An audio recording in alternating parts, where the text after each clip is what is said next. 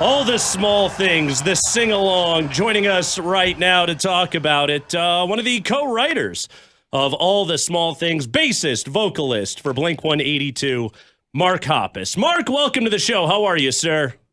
I'm great. Congratulations. Thank you so much. Congratulations to you, Mark. What was it like to see your song become the anthem of a team that eventually would go on to win the championship, and to see how much fun everybody had singing along to it in the arena?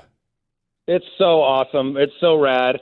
I heard earlier, a while ago, months ago, that the song had been played and people were singing along, and somebody sent me a video on Twitter, and I was so blown away that the song stopped and the arena kept singing the words, and I was like, that's really cool. That's awesome. And then just as they advanced further and further and got further in the playoffs and then the Stanley Cup, to see that happening is so gratifying and so cool. And I don't know, I think it really speaks to the power of music, and it's just awesome. I'm so stoked. What was it like for you to see? I mean, here was this song that you and Tom DeLonge wrote 23 years ago, and to watch it kind of get a new life. I mean, it's a massive hit, and yet here it is 23 years later and getting this new life of its own.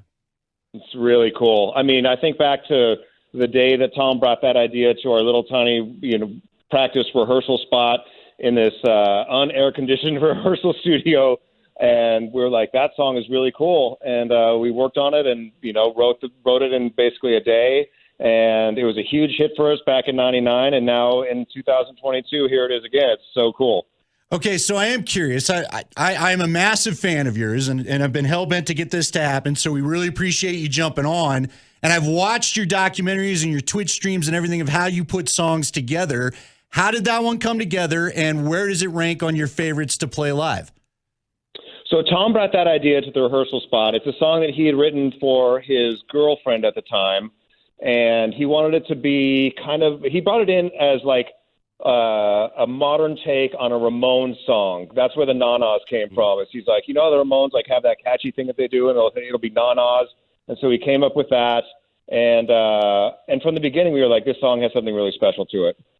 Did you know, when you write a song like that, and you've got a great ear for it, it's catchy, but as you write a song like that, do you know this thing is going to be a hit? People are going to love this.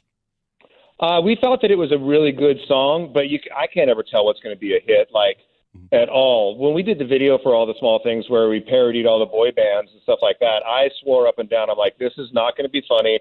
No one's going to get this. This video is going to flop.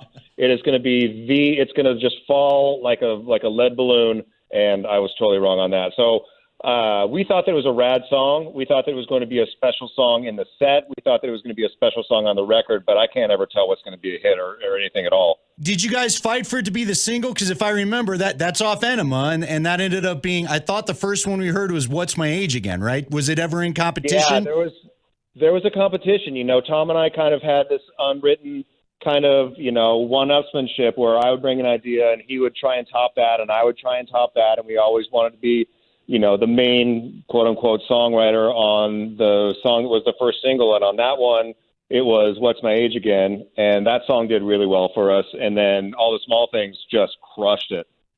All right. So how weird was this? Because I follow you on all the social media, and I know you're a Rams fan. You're a Dodgers fan. It looks like you guys enjoyed celebrating those championships over the last couple of years. Oh, yeah. What was your surprise that this hockey team in Colorado, and DJ Triple T, by the way, the in-arena DJ, is the one who actually started this 3 years ago. Mark, this has been going on for 3 years that they do this. How shocked were you that it was a Colorado team that latched onto this? Oh, I was very shocked, but, I mean, we do play that arena when we come to Colorado. When we play Denver, that's the arena that we normally play. And man, the next time you play in Denver, I mean, people are gonna be losing their crap, man. It's gonna be unbelievable. I want to go to the parade. I want to get on a plane and come to the parade. I want to ride on the float. I'm going to get arrested for trying to jump on the float.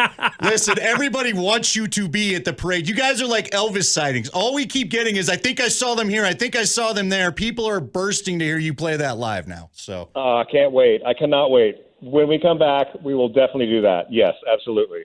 So we're talking to Mark Hoppus of Blink 182 here on the Kreckman and Lindahl Show. Very nice to give us a few minutes. Mark, how are you feeling these days? We know you really went through a battle there for a minute. How are you doing? I'm well back. Like you said, I spent last year in chemotherapy for lymphoma. I touched wood and thank God I came out of it clear. I got my 6-month clear scan back in March. My hair grew back. It grew back totally white, which is weird. But so now I have white hair and no cancer, and I'm generally back for the most part. I just get tired easily now, and my doctor said that should go away on its own over the next coming months. So I couldn't be happier. I'm kind of curious. I've asked a lot of athletes, would you trade being an athlete for a rock star? And usually we get the answer yes. Have you ever wanted to be a pro athlete? Did you ever any desires of that back in San Diego? It'd be cool. I mean, I always wanted to be a professional skateboarder, but I never learned how to fall properly. So I would have not been a great professional skateboarder. And as a guy that plays in a band, I think we get a lot of latitude that athletes don't get. We don't necessarily have to be looked up to as role models. We can go out and party and have fun, and we'll wake up hungover. And as long as we can get to the show and put the show on, then it's all good. But an athlete I think they get held to a higher standard. So I don't know that I would trade that. But, along those lines, like physically, and especially no one's getting any younger here, what do you have to do to get yourself, what is the routine now on a day-to-day basis to get yourself out on the stage and ready to play a long, loud show like you guys do? I'm working on rebuilding all my strength after last year and working on my stamina. And before we go on tour, we work out and build up our stamina, build up, our breath, and I do vocal warm-ups, and, as much as I would like it to be like it was back in 99 where I could just start a tour and be fine, now I have to actually get in shape to go on tour and, get my chops up and be ready to actually hit the stage. Hey, look, the last show you played it's Ball Arena now. It's Pepsi Center when you played it. You got the pit going during Damn It, and I had to wander far away from that. So I can relate to how you feel. Do you know any of the LA athletes? Have you gotten a taste of what that life is like at all? Do you know any of those guys that you root for? I'm friends with Joe Kelly, who was Nice. a closer for us for a few years, and now he has since been traded.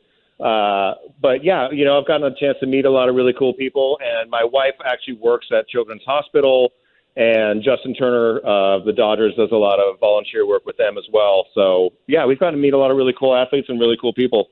We're talking to Mark Hoppus here at Blink 182. Mark, what was the album, or maybe the song or the album that you heard as a kid that you said, I'm gonna play music for the rest of my life? Silly Girl by the Descendants. When I heard Silly Girl, I was already playing bass at that point, and I was already trying to learn to write music, and I was listening to a lot of The Cure and a lot of goth bands and playing along with those. But when I heard Silly Girl by the Descendants, it was a fast sing-along punk rock song about falling in love with a girl, and I was like, oh my God, this is like the Beach Boys on way too much caffeine, and I loved it, and I was like, that's what I want to do. So how did you end up a bass player? It's not often that, somebody says, I want to be the support guy. How did you pick that up as your instrument? I just was drawn to the bass. I love what it does in music. I love what it does in a song. It's a bridge between the drums and the guitar and the melody, and it kind of sets the foundation for everything that is going on musically around the song, as well as helping out with the drums. It's a rhythm section instrument that supports the harmony and the melody of the music, and I was drawn to it, and it's all that I've ever wanted to play. I never wanted to be a guitarist. I was never interested in soloing or stepping out to the front of the stage and having a spotlight on me where I do a real intricate solo. I just wanted to be in the pocket, laying down the foundation. All right, so I got to ask you, because I was listening to the new Machine Gun Kelly that I know Travis works on, the deluxe album, and I hear so much of your influence in what he's doing. How cool is that for you? It's awesome. And, he's always Machine Gun Kelly from the first time that I met him. He grew up a huge Blink fan. And, he does a bunch of different styles of music. And right now he's really into the pop punk thing. And obviously working with Travis and his upbringing, listening to Blink, he's going to have that influence as well. So couldn't be happier, and I couldn't be happier for his success. And it's a huge honor when anybody in the whole world is like, yeah, I love your band, and it got me into music, and it's what it's, I want to sound like you guys. Well, I'll tell you what, we appreciate your time. You've been very generous. I'm going to take my little fan moment. Damn It was the first song I learned to play. Your band is huge in our household. You were my daughter's first concert. So thank you so much for being kind enough to fill us all in. You aren't going to have to worry about buying a beer in a bar in Denver, judging by our text line. We appreciate you jumping on and just sharing the glory of that cup with us. Thank you. Oh, thank you so much, and congratulations to all the fans. All right, Mark Hoppus of Blink 182, co-writer of All the Small Things, the anthem of the Avalanche.